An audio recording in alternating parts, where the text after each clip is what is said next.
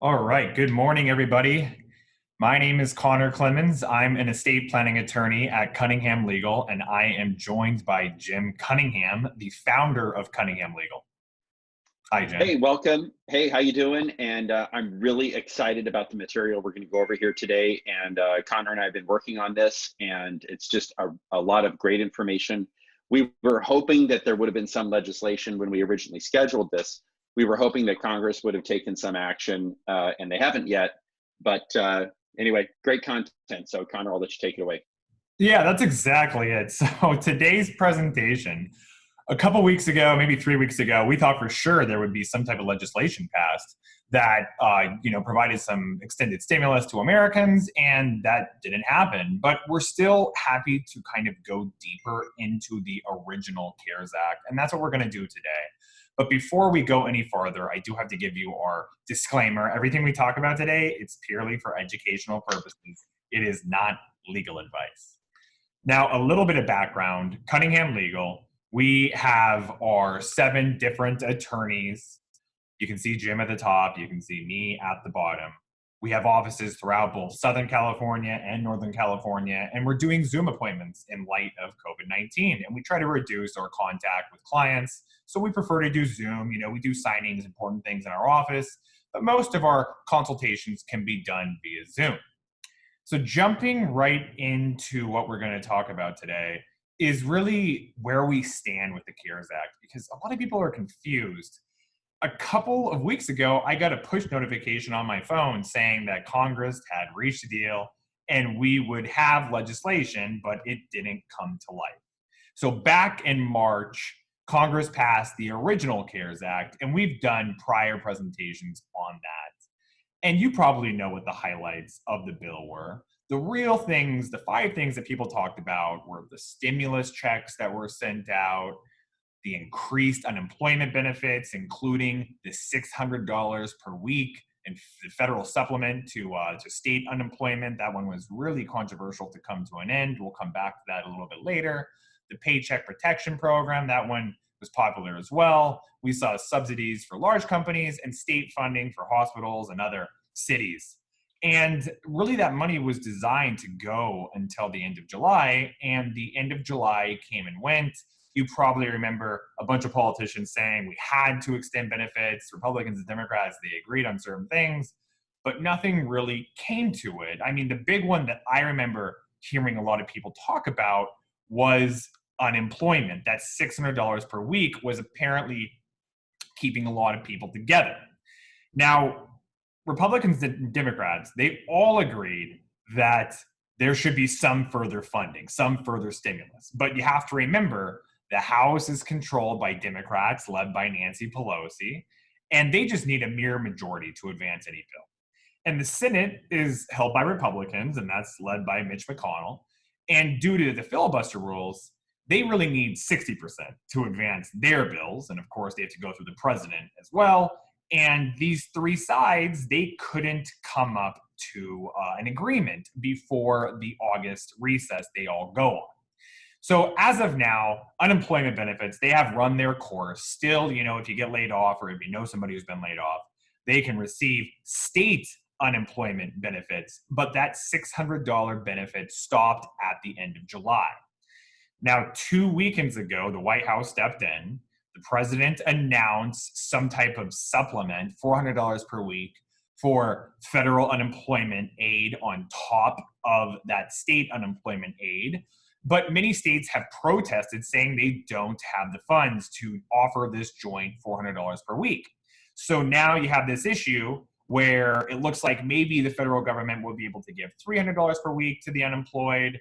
Other people say that this fund is only going to last an additional month. So there's really just a lot of confusion about what unemployment benefits are. And a lot of people are confused as to where we stand today with unemployment. And I just wanted to touch on that before we jumped into the original CARES Act. And of course, stimulus checks are really important. A lot of people I know receive that stimulus check, and even though $1,200 might not be a ton of money, it's still enough to make a dent to spark the economy a little bit. And both Republicans and Democrats agreed there should be another round of $1,200 stimulus checks, but that wasn't passed. Nothing came of it. The Treasury Secretary, Steve Mnuchin, he says that if a bill can be passed, then they can get out the checks or really the direct deposits within a week, which is much quicker than last time. Last time it took about 3 weeks for the first deposit to hit, but they've done it. So I guess that expedites how fast they can do it for the second time. Now, like I said, the Congress is on their August recess. Speaker Pelosi, she called back the House of Representatives from their August recess to vote on a USPS funding bill that has to do with the Post Service. But the Senate, they're still not back in Washington. So even if the House of Representatives wanted to take up this bill, the stimulus bill again, nothing would come of it until the Senate continues. And they're supposed to come back at the end of August. So we will wait and see whether any further funding comes. Jim, do you have any thoughts on anything I just said? Well, I read this morning that Walmart, they doubled their online sales, and they saw a real surge in the second quarter. But in the third quarter, once people had spent their $1,200 or once the unemployment ran out, their numbers are down. So I mean, it's an early indicator. Unless the federal government puts money into people's pockets, we are headed for potentially tough times for a lot of people in the United States. I mean, we're talking tens of millions of people, and it's a big deal. So, I'm hopeful that the government's going to, Congress is going to reconvene and that they'll get a bill signed. But there are a lot of people who are hurting out there, and it is not good. I will say what's interesting about the you mentioned the convention. I don't know if people who are watching here watched it, but it was really surreal. Normally a convention's this raucous, people walking around with all the signs and the big hats and getting all fired up, but it was just it was weird seeing it just remote. Anyway, but I guess that's just the world we live in, right? This is unknown waters. So yeah, no, I mean, I just saw someone ask the question. They jumped on late. They said, any possibility of PPP if we have not applied? Do you know, Jim, if people apply for PPP, can they still get it? I think they're out of money. Well, no, actually, I think the time, and I'm unprepared to answer this question. I believe the time to apply for PPP has passed. You can only get PPP once. Okay, this is really important. So if you've gotten your Paycheck Protection Program money, you can't go back and get it again. There was something in the news about a chain of I think it's called Potbelly, a chain of sandwich stores. They initially returned the 10 million, but then made another application and got it. So the only way you could get money on a second PPP application is if you returned your initial PPP money, which is just big companies. But what we're seeing potentially is another round of PPP. It's going to be limited to companies, I believe, less than 300 employees, and is going to be if your business is down either 50%, and then I think Senator Rubio was saying, well, if your business is down 35%, frankly, if your business is down 50%, I don't see how you can have any employees. So I'm hopeful that there'll be another round of PPP for the businesses that are actually hurting. And in our own firm, we did see a big dip in March and April, but now we're kind of readjusting, and people still need to get estate planning done. So, for us, we're not nearly in the same shape that we were a few months ago. And I'm speaking candidly with you guys, but we've kept the people on staff. We've not cut pay. We've just tried to gut it out. And we did use the PPP money. We did get an award, and I think it's a good thing. It's helped us keep jobs. It's helped us stay in place to help serve our clients.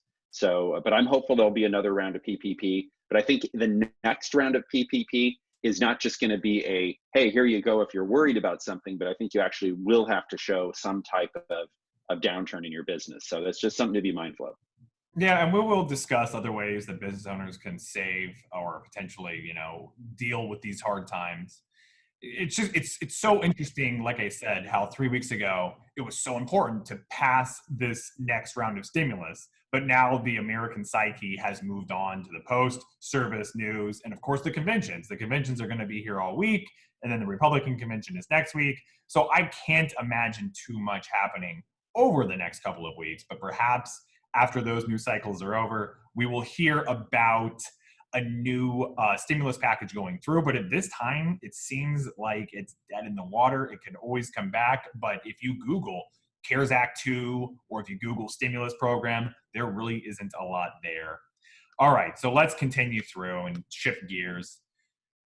We have had a lot of time to think about the last CARES Act, and the CARES Act in March had all these different moving parts, and we talked about the biggest moving parts, but we didn't talk about the nuances in the law. And the nuances in the law is something that is really here to stay for at least the next year and a half, which is going to deal with net operating loss. So I'm going to jump onto that. And this part here really. So net operating loss is a very fancy way of saying if a business is losing money.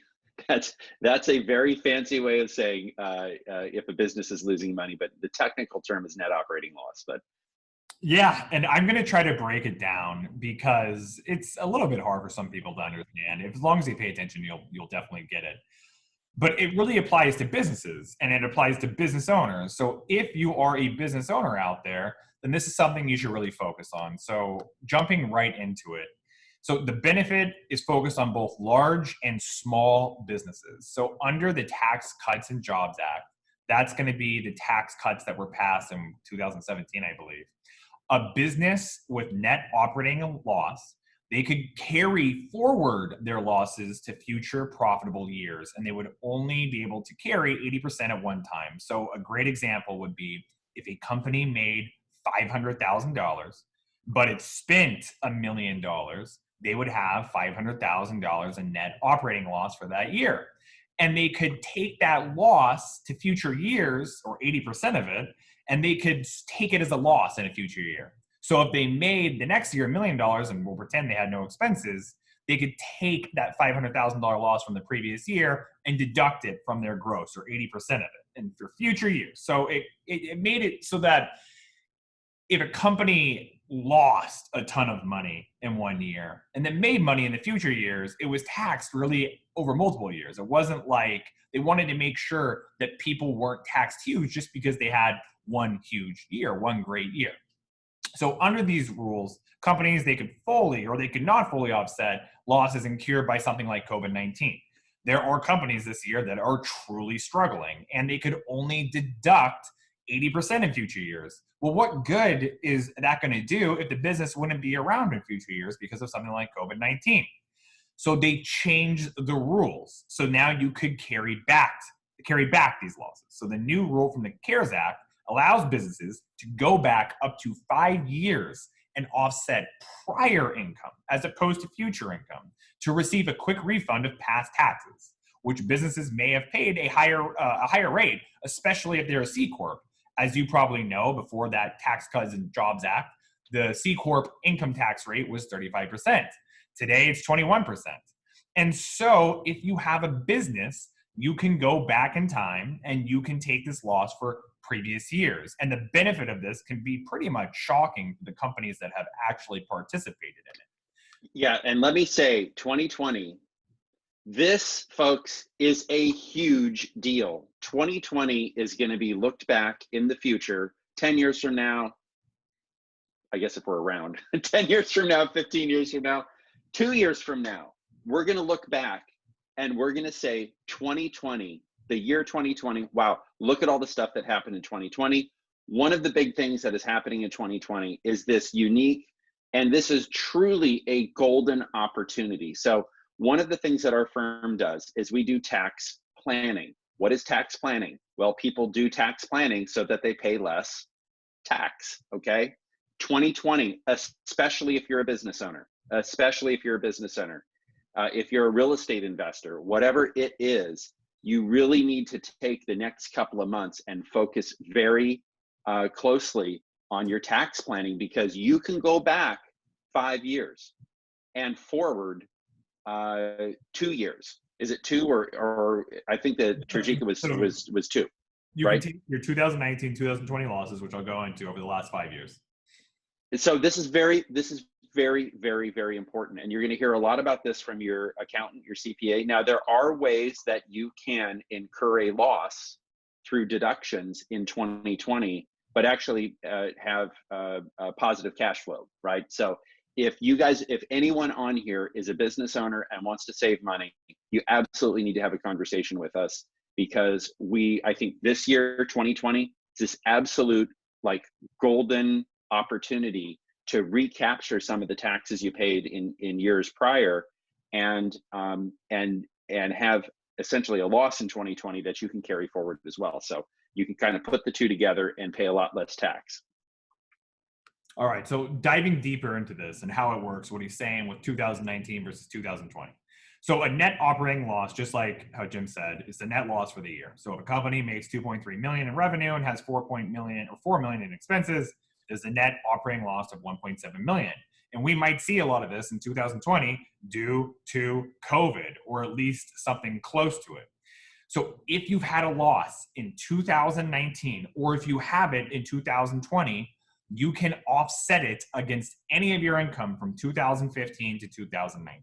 And you can get a refund immediately. So if you have some type of loss in 2019, like if you lose 1.5 million, you can go back to your 2016 year where you made 2 million, and you can get all the taxes you paid back on that 1.5 million. You can do it immediately. If somehow you had a loss for 2019, you can do it.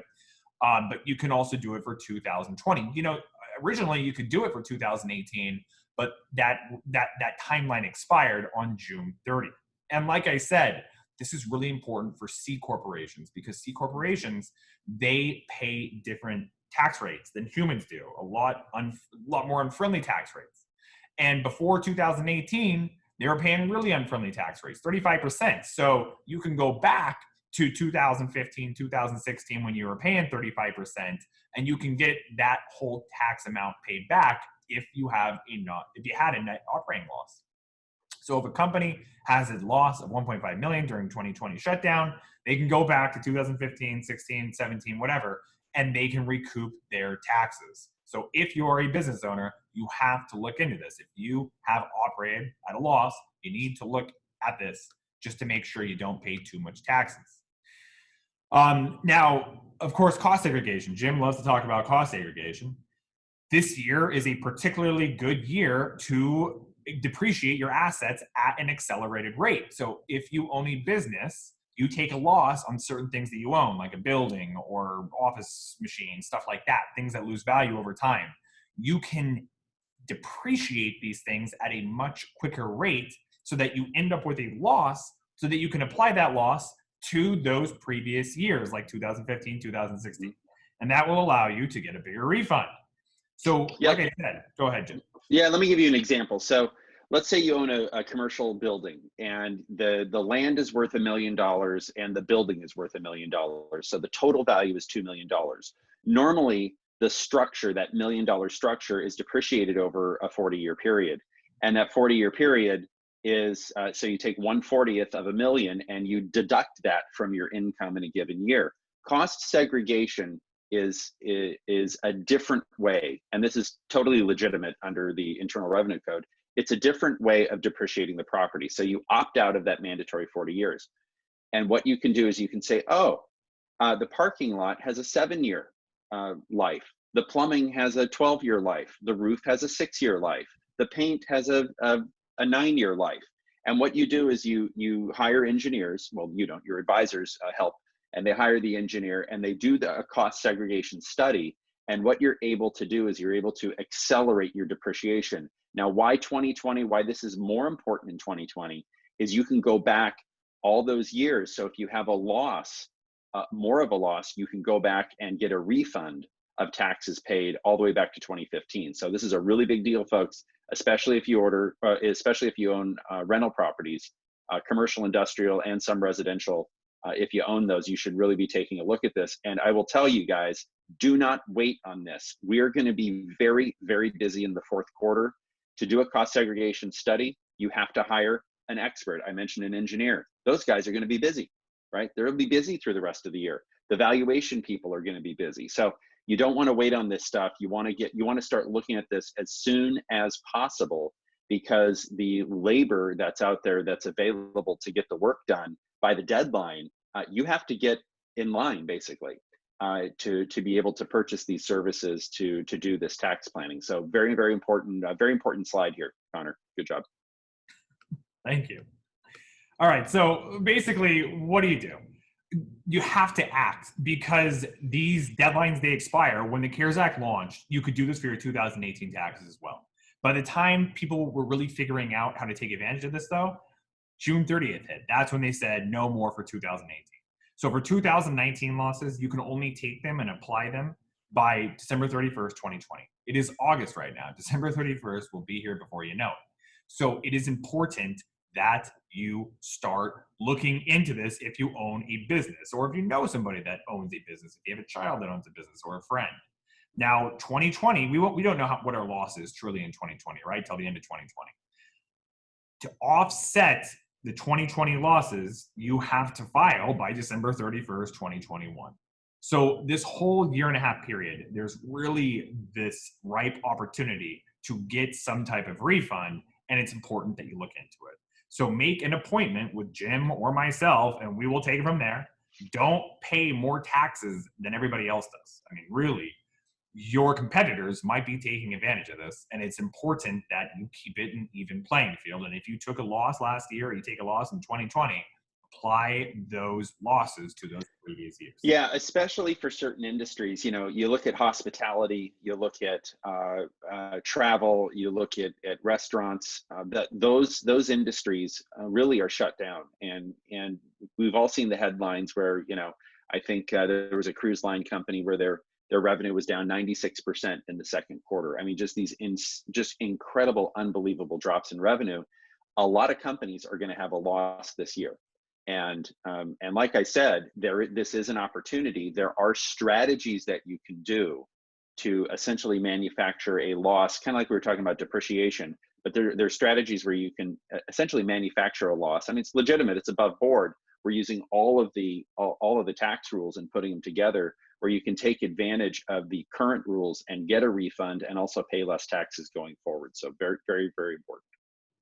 All right, so that is the carry back provisions under the CARES Act. Here's another common one we get, and I really have to clarify because they've clarified rules since my last CARES Act presentation.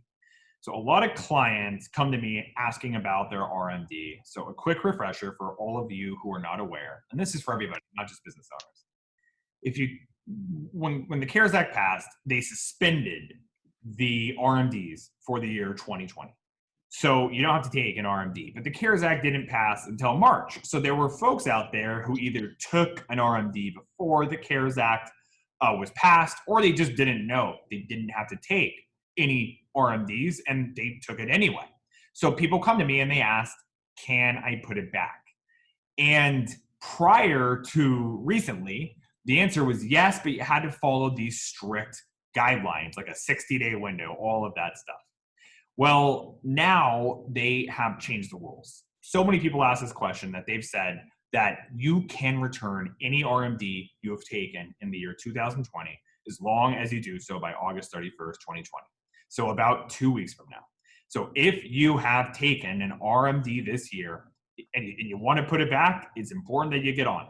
If you have a financial advisor, talk to your financial advisor. And if your financial advisor isn't providing guidance or they're not sure how to do it, contact us and we will help. But the whole idea, if you don't need that RMD, your whole idea is to put it or keep it in that tax deferred account so that it can continue to grow. And not all mutual funds are at their all-time high. Not all stock is at their all-time high. So it is important to let that money continue to grow tax-free, and hopefully it reaches a different height, like how some of the stocks you see today are at an all-time high. Okay, so those were really the two big changes we saw in the CARES Act, or not changes, but nuances in the CARES Act that we haven't discussed on previous slideshows. If you want to go back and see our CARES Act webinar in general, you can do so. I'll show you how to do so later. But I do want to talk about two other hot topics that we've seen a lot of our clients discuss with us, which is going to be two potential changes to Proposition 13.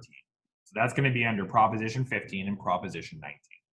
So Proposition 13, that is our number one subject as estate planners. For those who need a reminder, it is going to be property taxes in California. They're based off the acquisition value of the real estate. So unlike other states, basically the longer you've held real estate, the more favorable your property taxes are. I have a lot of clients in Pasadena who bought $1 million house now for $200,000 not that long ago, 40 years ago, 35 years ago. And because of it, their property taxes are $3,000 a year. Now, if you bought that house for $1 million today, your property tax, that would be $10,000 a year on $1 million property, at least, probably a little bit higher. So essentially, the longer you own the property, the better it is for you. Now, that just doesn't apply to the house that you own. It also applies to a vacation home.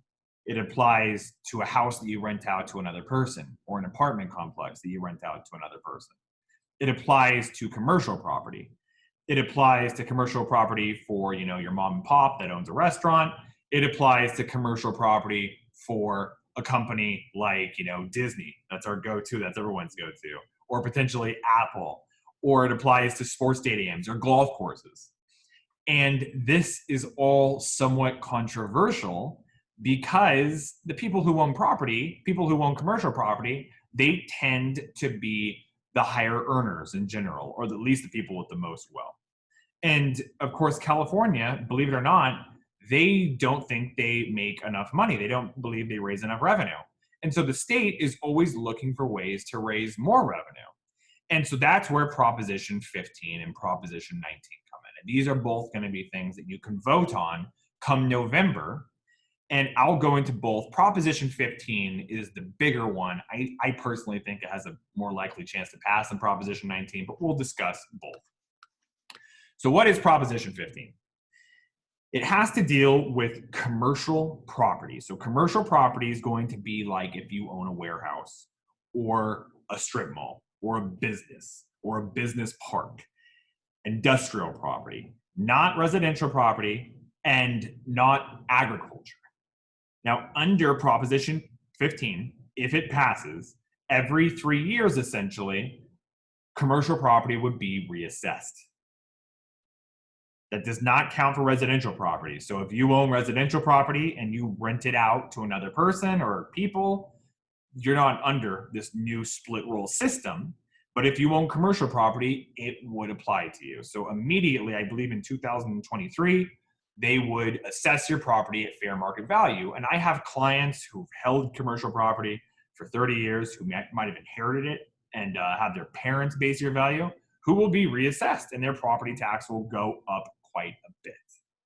Now, there are exceptions to this commercial building rule, which is going to be business owners who have $3 million or less in holdings in California. So what does that mean? It seems like every day they're getting better at clarifying what this means. I suppose the easiest way to look at it is California would look to see how much money every single person had in holdings on real estate in California. So if California knew that somebody had a commercial property worth $2 million in Pasadena, and then they had a residential property worth $1.2 million in Woodland Hills, they would now be at this $3 million holding exemption. They'd be beyond it. And so what that means is now their commercial property would get reassessed. Now, it's not at this point just on real estate. It could be any holding you have in California. It could be an IRA or a brokerage account. But it will be difficult for the state to figure out exactly how much everybody holds. But on those things that are public record, like the value of real estate, you might get reassessed. So if you have that $3 million or more in holdings, and you have commercial property, you could get reassessed. Now, the state, they think that this will generate $8 to $12.5 billion in taxes every single year. All right, Jim, what have you heard about Proposition 15? Well, I've heard a lot of things about it. And I think I view this, here's the bottom line. I did, when I was in law school, I was in law review, and law review is for the top 15% of students, basically. And so I did really well my first year. I was invited to write law review. I did my law review paper, which is kind of like a thesis, on Nordlinger versus Hahn, which was a case from 1992 that challenged Prop 13. It was at that time the last constitutional challenge to Prop 13. I will tell you, I live in Sacramento. And in my neighborhood, I'm surrounded by doctors, lawyers, and lobbyists. About half of my neighbors are lobbyists or very high up in state government. Everybody who works in state government, everyone wants to get rid of Prop 13. Nobody likes it, okay? So this is kind of this dark secret and something you guys really need to be aware of. If Prop 13 is important to you, you need to vote. You need to make your voice heard. You need to, if you want to preserve Prop 13, you need to vote. You need to support the candidates that want to preserve Prop 13. And if you want to take Prop 13 away, then you need to be vocal and support those candidates as well. But this is something that the state is really trying to get away from, because the state, 2/3 of the state's revenue is dependent on income tax. And the state is going to be in a real pickle this year because incomes are going to be way down, right?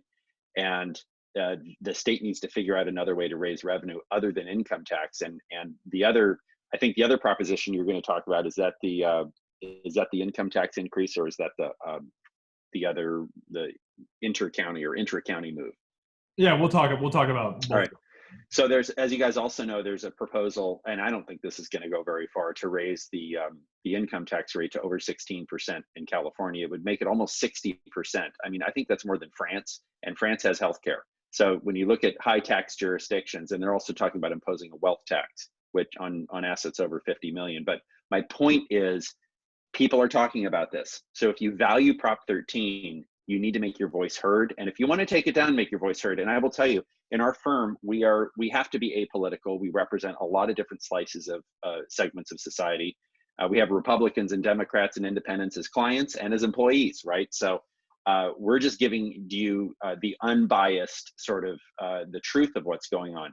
But I really see, over the long term, Prop 13 is going to be under assault. It's going to be under attack. And that's just the way it's been going for years and years and years. Now, are there planning strategies that you can do to preserve your Prop 13? Absolutely.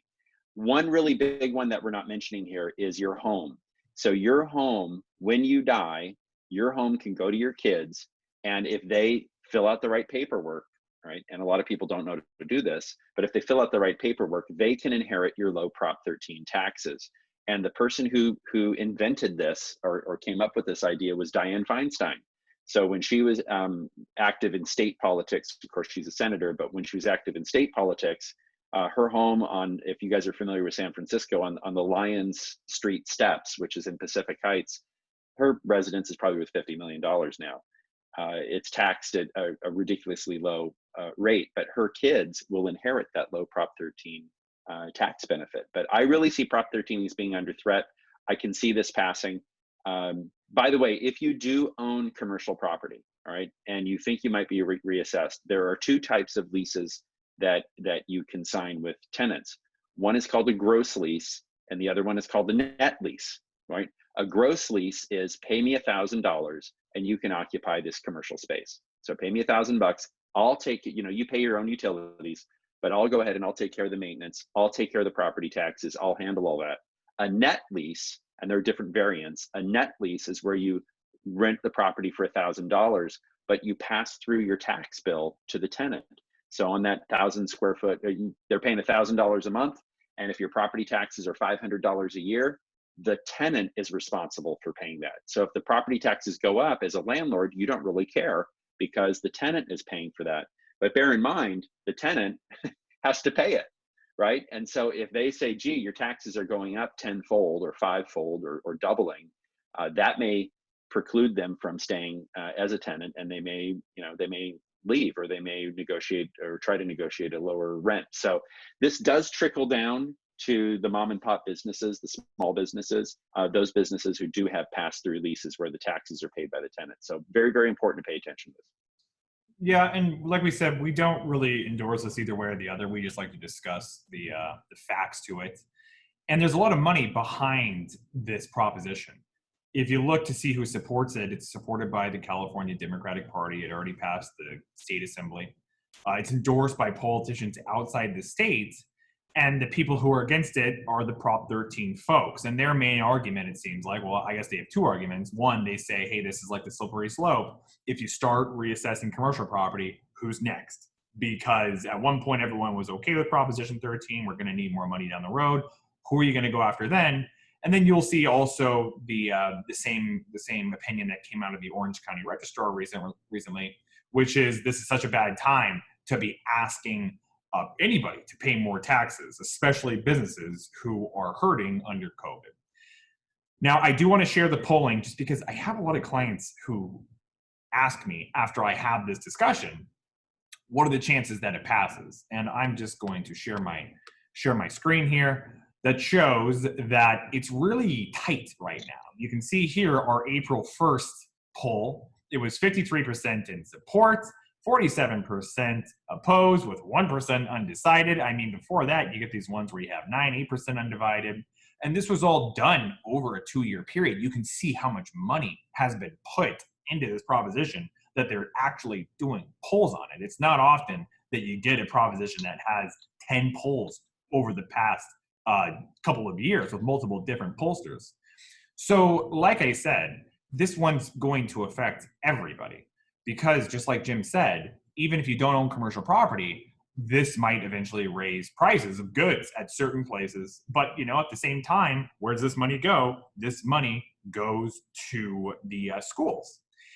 Now, Proposition 15, it just needs a simple majority to pass, so 50.1%. So go out there and make sure you educate yourself because this is going to be a close one.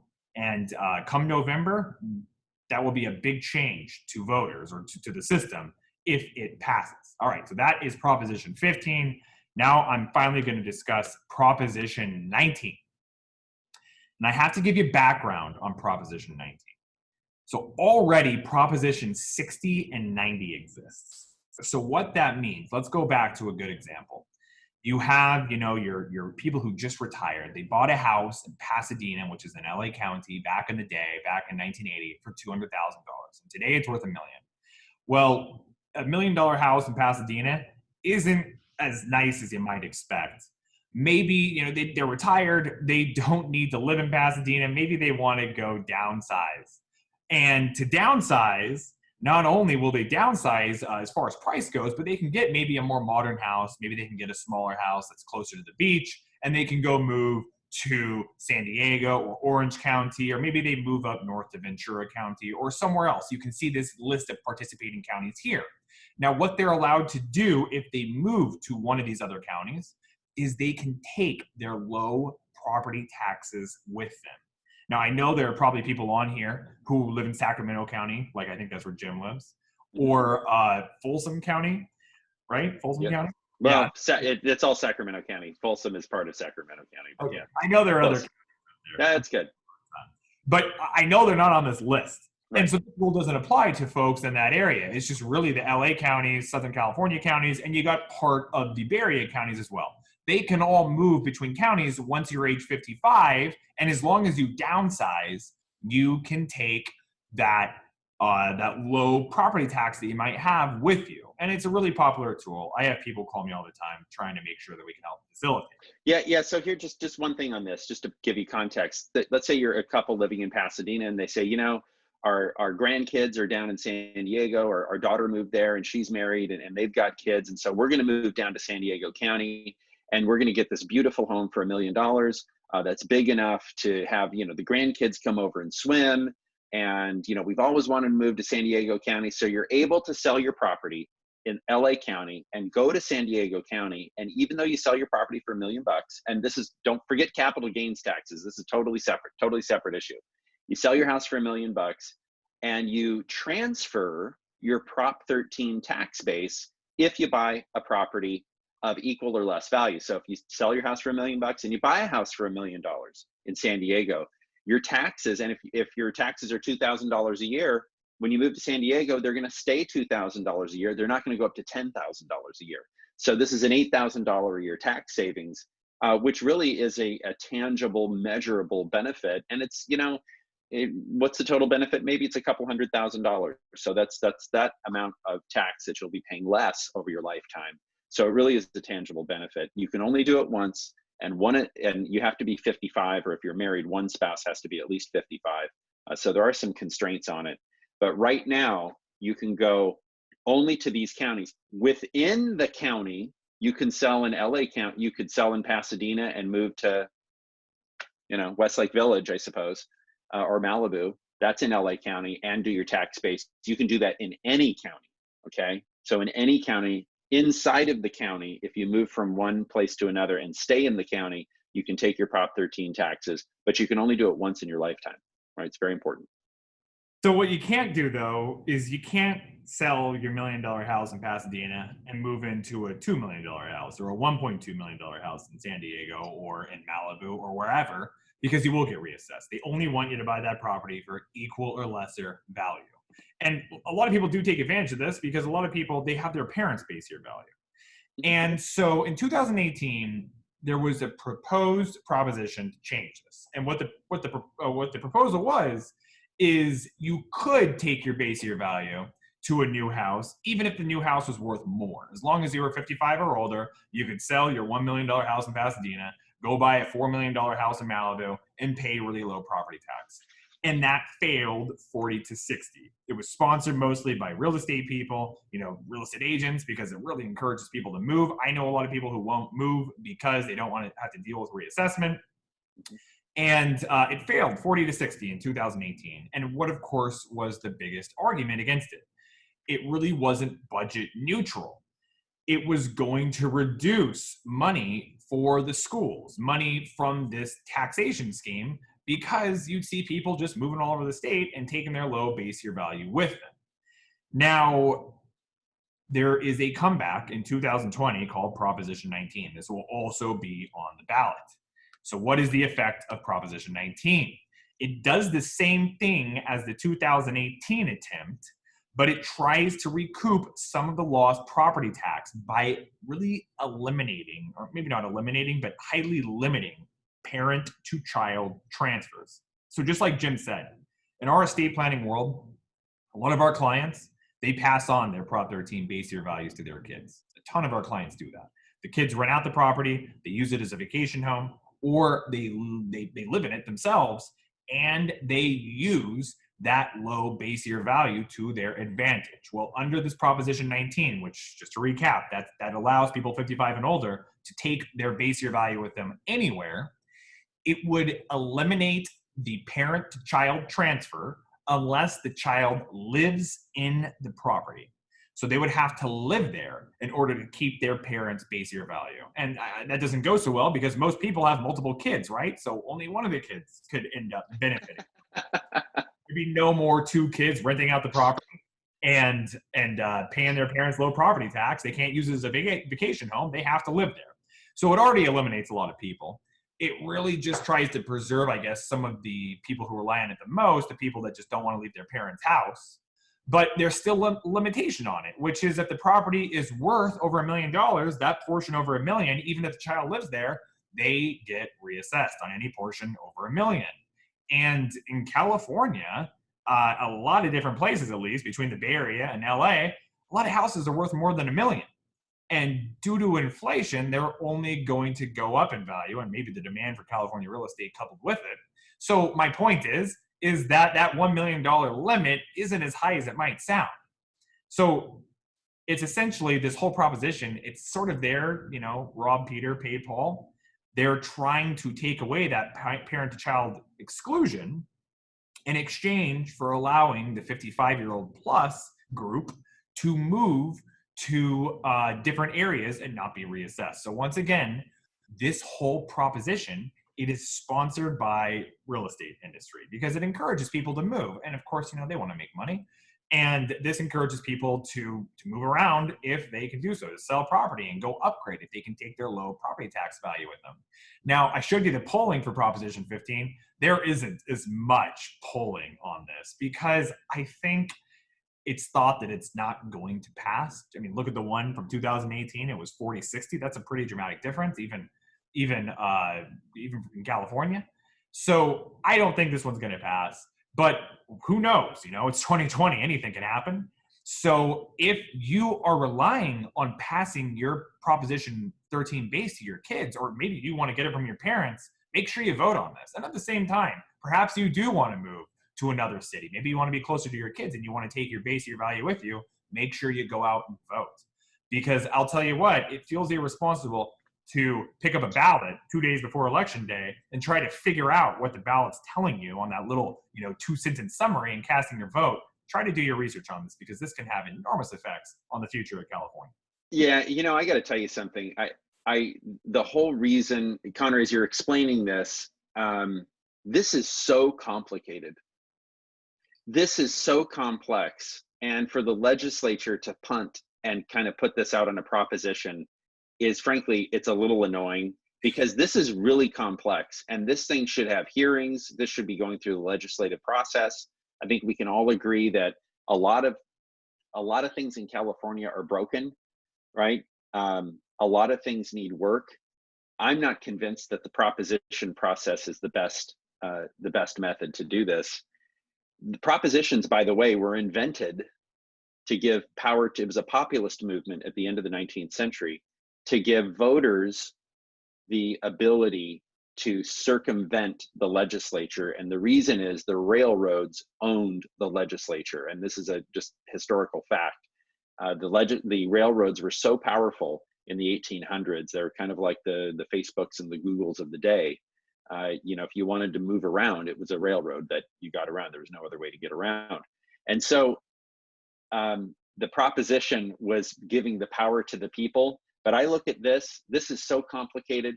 I understand what you just talked about, Connor. I think there are a lot of people who are watching this and they're like, I think I understand what he said, but wow, this is really complicated. And folks, I will tell you, California property taxation is a very complex topic. I think we have the most complex property tax system in the United States.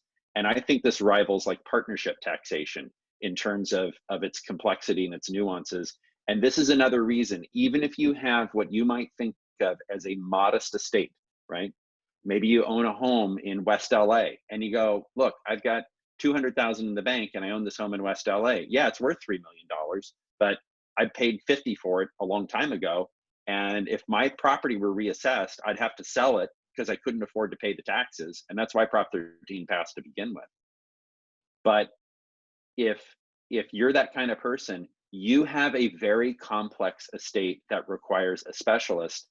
And I'm a specialist, Connor's a specialist, and you have to engage a lawyer who really knows what they're doing. Otherwise, you can lose your Prop 13. And we see it a lot where lawyers will reach out to us, and certainly beneficiaries, people who inherit, they'll reach out to us and they'll say, listen, I'm getting reassessed. And the lawyer didn't know what he or she was doing. And so it's very important, even on more modest estates, to really pay attention to the property tax issues. Now, for some people, you don't have a property tax issue, but for most of our clients, they do have property tax issues. Yeah, I mean, that's exactly it. And this is a really hot topic, so go out and vote. All right, so that is essentially all of our content for today. I did want to kind of hit on, right now they're talking about raising taxes on the highest Californians, but it really affects so few of us, at least the taxation scheme itself. You can go check it out if you want to. But, we've already done this for 45, 50 minutes, and I do want to allow time for question and answer. Yeah, if you want to discuss net operating loss, RMD returns, or if you want to plan for Proposition 13, a lot of our clients come meet with me, and they've never even thought about it. And by the time they leave that meeting, they're like, oh my gosh, I need to learn how to pass that on to my kid, because I know my son or my daughter specifically wants to keep that Proposition 13 value. So yeah, make an appointment. And yeah, so here's, while you guys are writing your questions or thinking about your questions, something to bear in mind with this proposal where they say people who make more than 3 million or 5 million or $1 million, whatever the number is, are going to pay tax at a higher rate. And you may think to yourself, well, who makes $3 million a year? Who makes $5 million a year? Well, there are some people that make that kind of money. But I think the sneakiest part of this is California has no capital gains tax. Let me repeat that. California has no capital gains tax. California treats capital gain as income. So if somebody says, oh, who makes $1 million a year? Well, okay, that's a real high earner, or 2 million a year. But how many people sell a business, right? We helped a client sell a business last year, and he sold that business for just under $10 million. And we helped him defer and avoid a lot of tax, including California income tax. But on that, his California income tax would have been over $1 million. So it's very important. So if you sell a building and you don't do a 1031 exchange, and of course that's part of the Democratic platform, is to eliminate 1031 exchanges. And there's reasons for that and reasons against it. But my point is, if you look at that number and you say, wow, that $1 million, that $3 million will never apply to me, you really got to think about, what if you sell an asset, right? What if you sell that property and don't do a 1031? What if you sell a business? That California treats all of that as income. There's not a carve out for capital gain. So it's not like California has a 5% capital gains tax rate. Now you're at 13.3 over a million currently, and that may go higher. Also, the other part of that is the wealth tax, and I believe it's over 30 million, isn't it? Is it over 30 or 50? I think it's memory, but I don't know for sure. I don't think that's going to get very far. I think it's very difficult to impose a wealth tax, just mechanically. And let me tell you why. Is when somebody dies, you have a federal estate tax return if your assets are over a certain amount. Right now, it's over $11.5 million. It takes about 3 years to go through the process of figuring out what the properties are valued at, filing the return, going through an audit with the IRS. Most estate tax returns are audited. They are all hand screened, meaning a human being looks at the audit, all of them. I would see that being a very drawn out process. And California is talking about a periodic 0.4% wealth tax. I just think the franchise tax board would look at that and be like, man, isn't there an easier way we can get some revenue? That would be really tough. So yeah, so like I said, if you want to discuss any of these issues further, reach out to us, give us a call. You can also do an appointment. And then also you can check out our webpage. So I'm going to stop my share just for a second, and I'm going to show you our website and also our YouTube page. We have a YouTube page that I think is really nice. It has all these different videos. We've posted quite a few videos this year. And we talk about all different types of things. Like I know Jeff did one on Proposition 13 itself. If you want more information, you can check out this one from about a month ago. That was Jeff and Jim together. You can learn a little bit about each of the attorneys. We all have our own bio videos. My previous CARES Act videos are on here. You can see, advice for acting as a trustee. A lot of you might be listening because you're trustee on your parents' estate. Perhaps you want to plan for asset protection. We do ones on asset protection as well. Coming up, just like Jim's, we have Jeff's next week, protecting an inheritance from divorce, lawsuits, and bankruptcy. We have Tasha coming up. She's going to be talking about your family needs savvy estate planning and the top 10 estate planning mistakes. And then next month, I'm talking about business owners, and I'm talking about asset protection versus estate planning. And this one was really popular too. Jeff's Just Who Owns the House. Can you describe that one, Jim? Yeah, so it's interesting because this is when he came up with this topic, I thought, well, no one's gonna want to go to that, and that's super popular because there's joint tenancy, there's tenants in common, there's a home in a living trust, and what happens when somebody dies, who really owns the house. So we kind of take a deep dive into ways of holding title to property. And just as a little teaser, if you hold title as a joint tenant, the last man or the last woman standing gets the property, right? So if you have a living trust and you have a property held as joint tenants, those can be, and many times are, completely inconsistent with each other, right?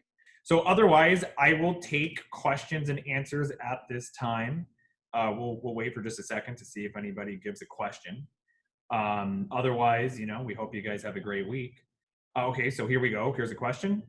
So I read about mixed use properties being taxed under Proposition 15. Can you explain that? So yeah, I heard about this too. I think it's somewhat unclear, but if somebody uses their house as their business and they show that on their taxes, there's a chance that California will want to reassess part of that house every 3 years because it's partially used as a commercial property. I saw people talking about this from industries, selling stuff out of your house to like whether you drive for Uber. Now, these propositions, they're always so vague. Proposition 15, it's like a 14-page document. It doesn't jump into those specifics, but that is a possibility as well. If you own a business out of your house, or especially if you report that, if you're taking a deduction, California might try to come in to reassess you every few years. All right, so good question. All right, who else has any questions? And we'll give it 30 seconds. If we don't get a question for 30 seconds, we'll wrap up. Any final thoughts, Jim? No, this is just really valuable content, and I'm really glad. You know, one of the silver linings in the cloud of COVID in 2020 is it's really forced us to adopt new technologies and new ways of communicating. We have always done trainings. I've done those for my entire 26-year career as a lawyer. They were live trainings, and I think this is a great platform. You know, we've got all that recorded library. So if you guys want to say, gee, I would like to take a little bit of a deep dive into Prop 13, that is a great, great webinar. And of course, it's recorded. You can watch it anytime. But I really think we are so blessed to have this level of technology. We've got high-speed internet in everyone's home pretty much. It's just really a fantastic, it's a fantastic time to have to be sheltered in place and be working from home, frankly. And I think it's a great opportunity. So we have a thank you, Jim and Connor. Great. And no on Prop 19. Yeah, you know, and Connor, I got to tell you something. I got a little bit of an education from you. That parent to child stuff, not a big fan. And by the way, each county can vote. So this is maybe a little more granular for you guys. And one of those counties that was on there was a county called Tuolumne County. That's how you pronounce it, if you were wondering how you actually pronounce that. That is east of Modesto, and Sonora is the county seat, which is, and it's named after Sonora. I don't know if you guys know this, but in the gold rush, a lot of names, a lot of the people who came from the places gave it the name. And so there were people who came from Mexico during the gold rush, and they called it Sonora because they were from Sonora. So it's kind of a cool little historical fact. But you can, each county, and there's 5 county supervisors in each county can vote to permit a county to county transfer of your property tax base. El Dorado County used to have it, and then they voted it out. El Dorado County has a population of 130,000. At the time I was living in El Dorado County, I was very disappointed that they did that because they think they're getting less revenue, but what they don't realize is, you know, you have people, if like a San Diego County, they want to attract people with low Prop 13 taxes because they're older by definition, right? They're over 55, and they don't typically have kids in school. They're consuming services like medical services, which tend to have good wages for people. So I think there's a real economic argument to permitting this inter-county or intra-county transfer. So if you guys live in a smaller county or a county that doesn't have this, probably not a bad idea if you're politically active to talk to your board of supervisors and say, hey, you know, you guys should really adopt this because it's a really good thing for the county. So. Okay, great. All right, so thank you guys. Oh, do we have one more in the chat box? Let's see. Nope, we don't. All right. Well, thank you all for coming today, and see you next time.